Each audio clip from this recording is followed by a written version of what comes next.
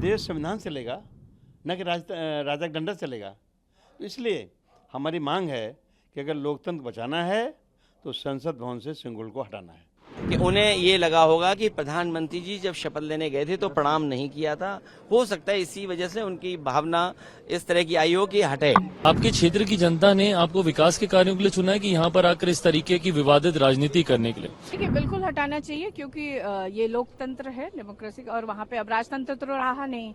जो उचित हुआ है नरेंद्र मोदी जी ने किया है और उसको रहना चाहिए। आपके क्षेत्र की जनता ने आपको विकास के कार्यों के लिए चुना है कि यहाँ पर आकर इस तरीके की विवादित राजनीति करने के लिए?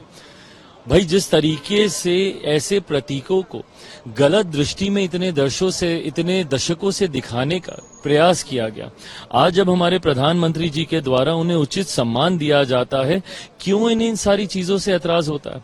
क्यों नहीं भैया सकारात्मक राजनीति की सोच ये विपक्ष के नेता रख सकते हैं, एक साथ आगे बढ़ने का प्रयास करें, ना कि इस तरीके के विवादित बयान देकर बंटवारे की राजनीति करें। कि उन्हें ये लगा होगा कि प्रधानमंत्री जी जब शपथ लेने गए थे तो प्रणाम नहीं किया था, हो सकता है इसी वजह से उनकी भावना इस तरह की आई हो कि हटे। और कॉन्स्टिट्यूशन, अच्छा कॉन्स्टिट्यूशन हम ही अगर ये बात पूछें कि सरकार को कॉन्स्टिट्यूशन के लिए लगाने के लिए क्या दिक्कत है? आर.के. चौधरी साहब ने जो मांग की है वो सत्य है, और ये लोग जो राजदंड वहां लगाए हुए हैं, अब ये देश राजदंड से नहीं चलेगा, ये लोकतंत्र से चलेगा, क्योंकि इस राजदंड को पंडित जवाहरलाल नेहरू जी ने संग्रहालय में रखवा दिया है और यहाँ पे लोकतंत्र की स्थापना की।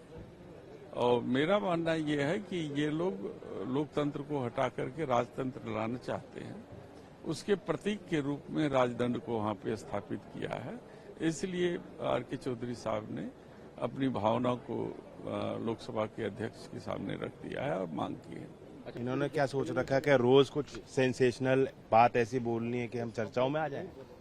इन बातों का कोई अर्थ नहीं है। देखिए, बिल्कुल हटाना चाहिए, क्योंकि ये लोकतंत्र है, डेमोक्रेसी, और वहाँ पे अब राजतंत्र तो रहा नहीं।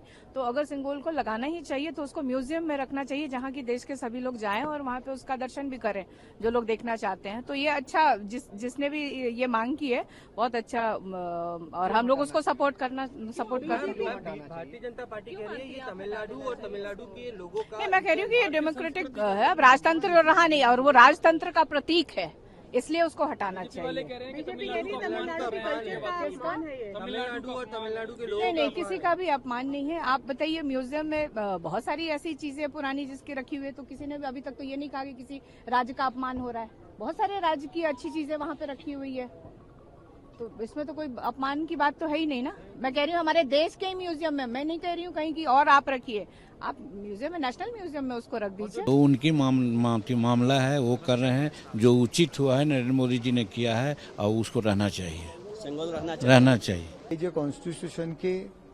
जो कॉन्स्टिट्यूशन बनाई है उसके ऊपर ये देश चल रहा है। सिर्फ वोट पाने के लिए संविधान का विषय ले रहे हैं। आपने देखा नरेंद्र मोदी जी साहब जब सेंट्रल हॉल में आए तो उन्होंने अपने कॉन्स्टिट्यूशन सर पे लगाया। तो संविधान का मान और सम्मान रखते हुए ये देश चल रहा है।